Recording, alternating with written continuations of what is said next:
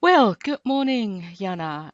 Thank you Morning. um, for your time for this interview. Well, first of all, I would like you to introduce yourself briefly and tell us a little about your professional background. Okay, so my name is Jana Cepickova, and I work at the University of West Bohemia as a teacher of technical English. I'm interested in online learning, e-learning, and many things that can be done with computers. And at the moment, I'm working as a director of the Institute of Applied Language Studies here at the Okay, university. so you teach English, right? And your special focus is on Yes, technical English, or have you got any other focus, and which level do you teach in? I focus on technical English, so there's no other focus at the moment, and I usually teach from B2 Hmm. and above. Okay. Yeah.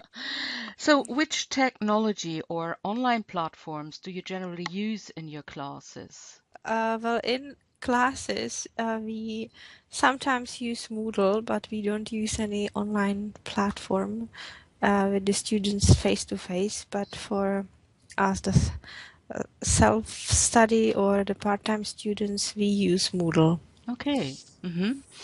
And I know you have been involved in teacher training and in teaching in virtual worlds for some time. Could you explore a little when you got involved or when you first got involved in virtual worlds and why? When was that?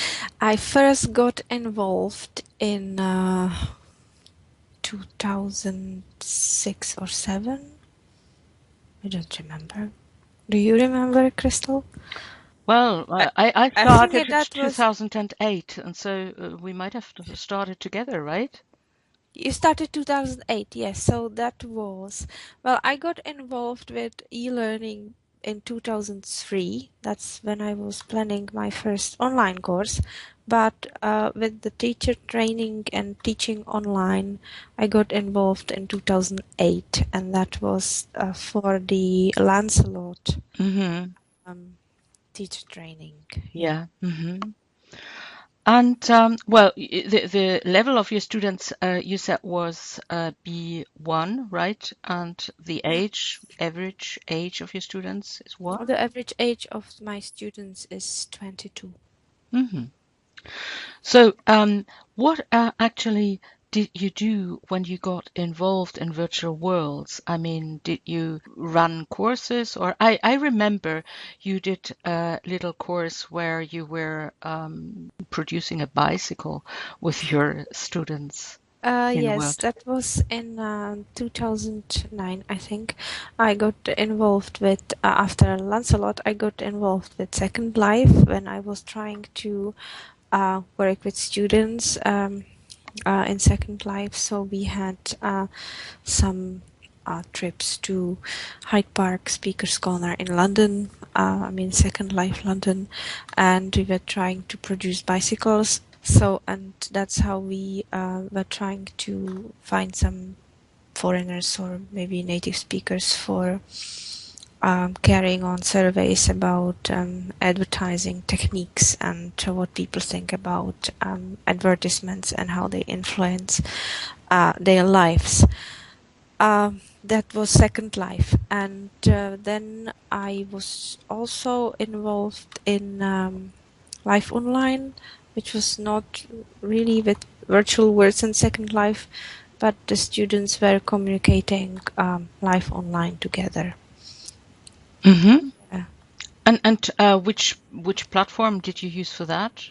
how we used Adobe Connect for Okay. that. Okay. Yes. And I mean, tell me about your students, how they're perceived, their work in virtual worlds at this time. Well, at that time, the first reaction was, "Oh, that's a computer game." So I was trying to explain that that was not a computer game. So, and because some of them were very curious, they went to check what's Second Life before the lesson, and then they came to me and said, well, that's, very strange. There's nothing there. It's empty. Uh, so, and when we I had a lesson there, and they got the tasks, and they had to go and talk to the avatars. They said, oh, that was very interesting because I met someone who is from Russia, and I talked to him and asked him about the advertisements. So I think that they found it interesting because they could meet not people but avatars. They could talk to them, and that was something different than, let's say, a text chat via Facebook or any other social media. Yeah, that's interesting. I remember you saying at presentation some time ago that your students engaged more than they did on the Moodle platform, that they Yes. did not respond there, and then suddenly it was a kind of boost of communication and collaboration. Is that right? Yes, they were active. I don't know if it was because they had the task, they had a list of questions, and they had to go and find answers, and had to talk to strangers.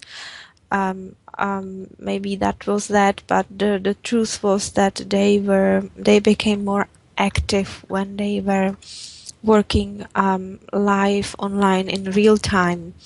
Either it was in Second Life or in Adobe Connect. Yeah, they were more active than when they had to do something in the asynchronous Well, that's really interesting. online platform. Yeah. So, which advantages does a 3D world environment have compared to learning a language in a physical classroom? Advantages. In my opinion, the biggest advantage is that you can actually meet people from different parts of world. You don't have to travel. And the communication then is like more realistic for the students. They can get to talk to strangers, foreigners. They can't do that in a monolingual language classroom. So I would see this as an advantage. Yeah, that's a good point, but some of it could be realized in a 2D environment. But I mean, yes, it can be realized, but I think 2D is more like making a phone call, and students, when you don't use webcams, then they are kind of hesitant and afraid they'll say something wrong. And I think it's slightly different. And also there is other advantage, and is that in Second Life you can do things that are not possible in the normal classroom setting. For example? For example, you can fly, and you can dive, and you can look at the fish in the water, and you can travel, for example, in the virtual world. When there is a topic which involves traveling or speaking about technical topics, you can be in a factory or on the oil platform. Now I forgot. Oil rig, yeah. Yeah, and there can be a real accident, which would be maybe possible to do it. Like film it on video, but I don't think it would be very cheap if you had to film an explosion. Well, I remember one scenario we tried to set up together, actually. That was an exhibition in World, a scenario. Why would that have been more effective in virtual worlds than in real life? Well, it would be cost effective, first of all, and possible for all students. If you want to go to a real fair, then there are many, a lot of factors involved. You have to be maybe the best class, or you have to have the best results, the best company, and the finances, and something else. And when you do an online fair, everyone can go and try it, Mm-hmm. which of course is a benefit for language teaching, because they can go, they can try, they can use the language in the virtual fair. And Right. yeah. And I mean, we were not successful, as you know, but what prevented this to happen? You mean this trade fair? Yeah. Yeah. Uh-huh. I think that was a lack of knowledge about the environment, and the teachers were afraid to do it. Yeah, that was what prevented us from Yeah.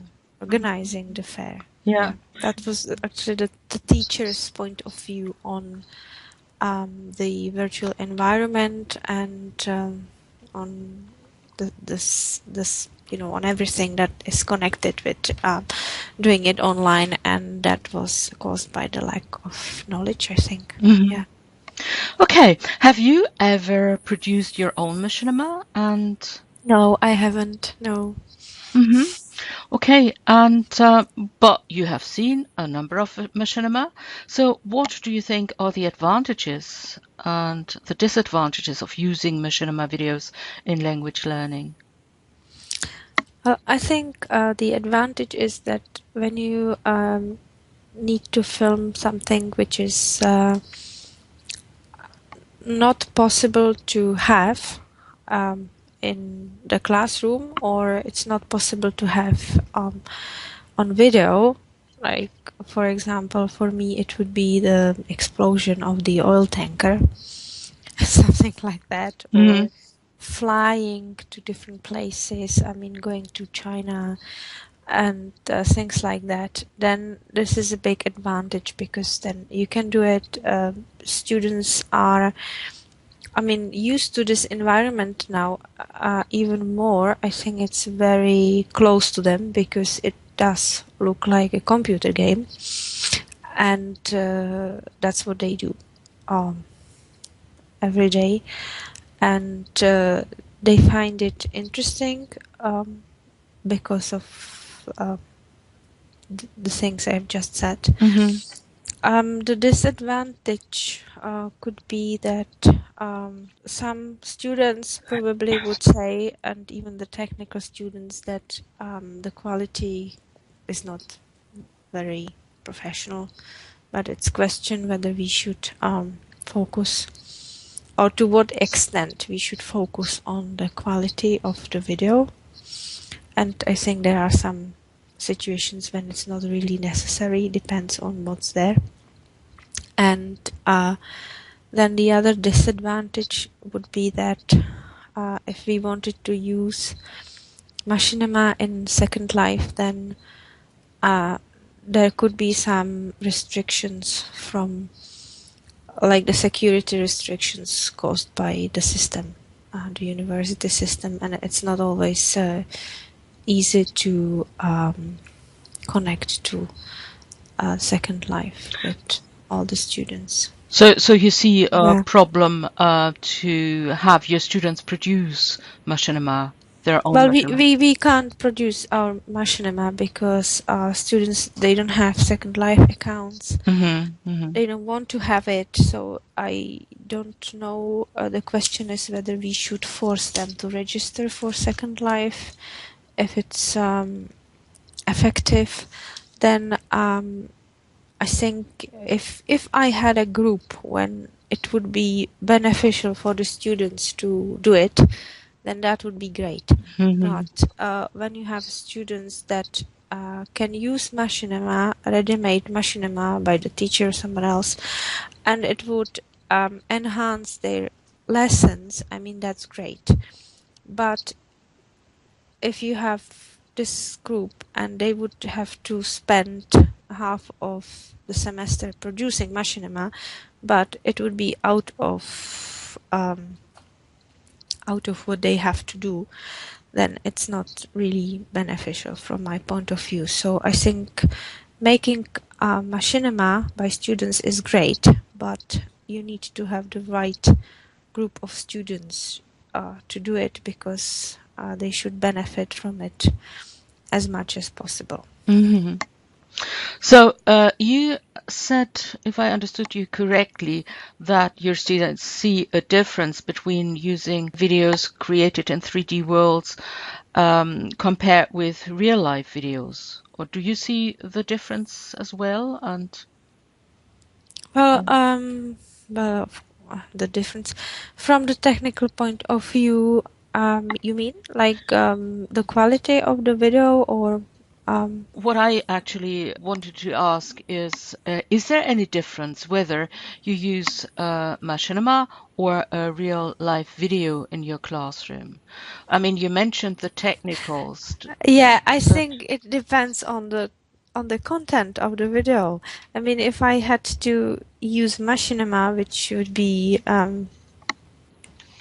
easy to get on a video, then probably, and I would need people talking there, then it would be probably better to use a video. But if I want to have something, let's say unusual or difficult to produce in real life, then Machinima would be better. okay. Yeah. What kind of genre of Machinima would you prefer to use in your teaching? Well, we use silent Machinima, Hmm. if this is genre. Yeah, but what are you going to use it for? Or how are you using it? Well, we use it. We use the silent Machinima, and the students, they have to produce some language to go with the Machinima. They can either do the voiceover or they can produce piece of written language.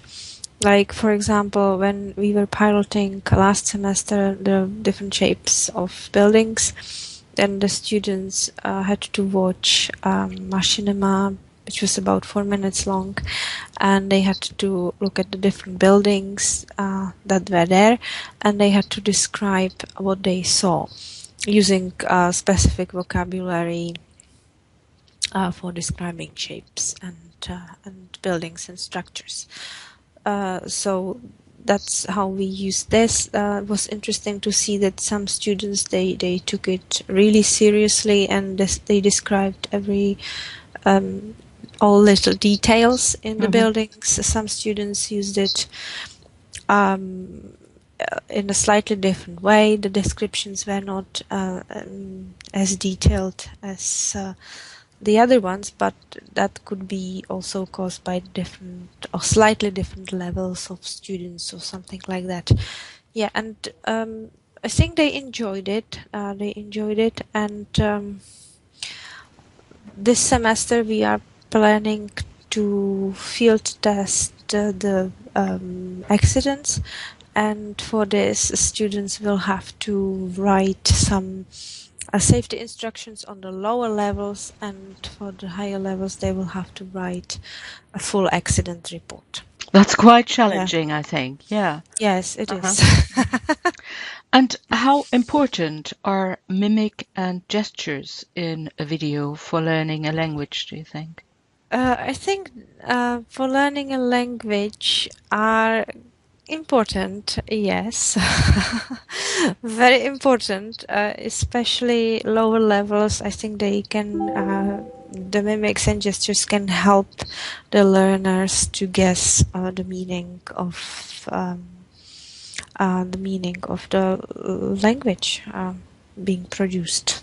Mm-hmm. Yeah, I think that's important to see somebody's face, but of course, then it's a question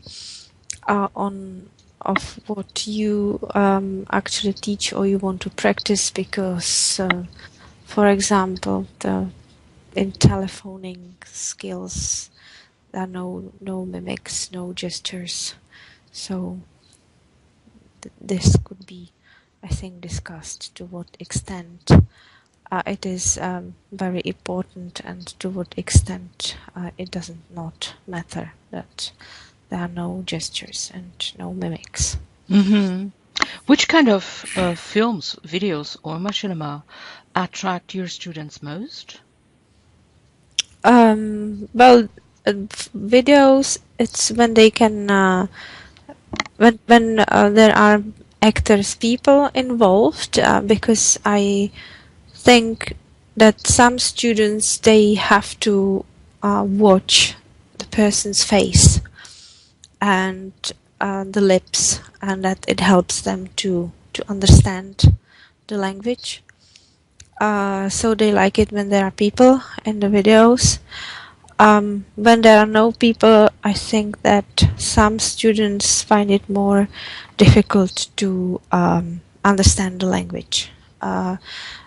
Yeah, definitely, because whenever they can, when they are not allowed to, they are looking for a person's face. So that's for videos.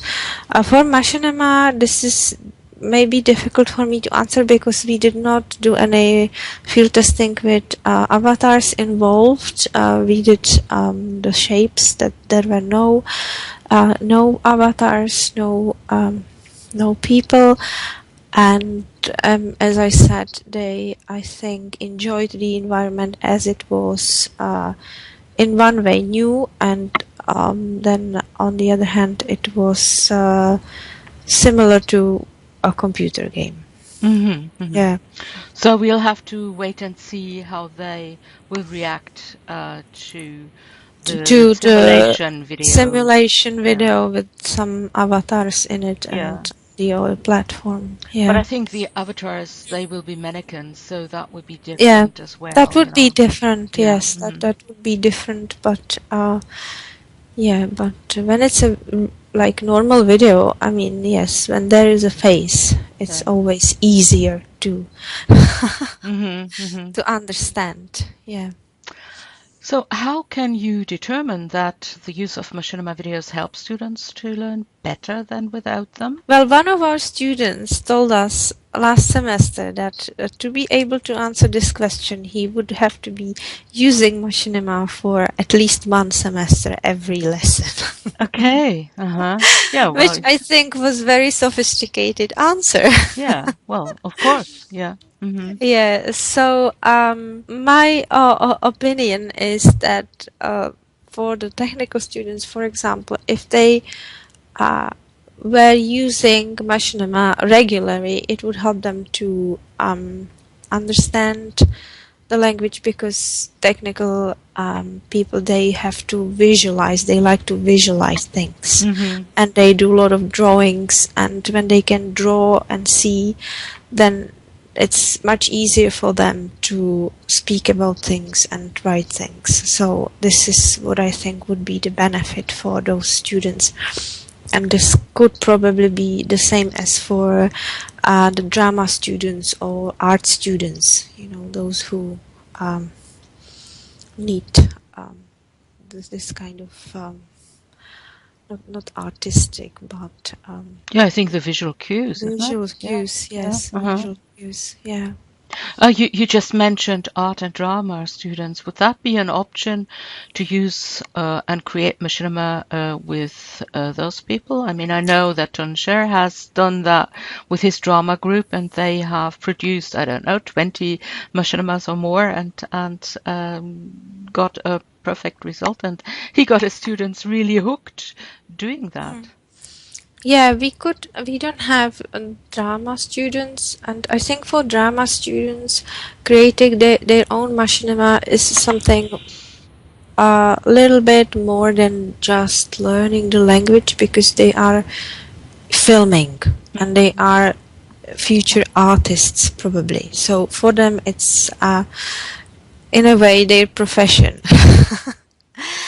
But I could see that, for example, I don't know if the students could do it, but definitely the art students could be using Machinima, which would be filmed in, for example, art gallery, and they could be guiding tourists through the gallery and explaining all about the pictures that are there, which would then be useful for them as well.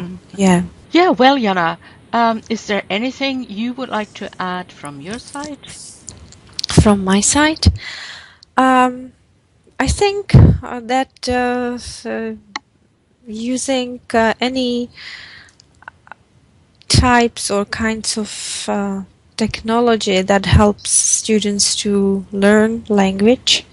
I mean, especially when it helps them to see things they can't or they would not be able to see in the real classroom, just because it's not in the book or can't be in the book, and it can't be filmed and put on a CD.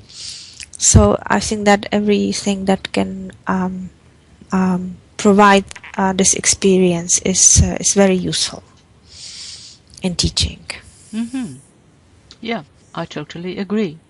Well, have you got any questions to me?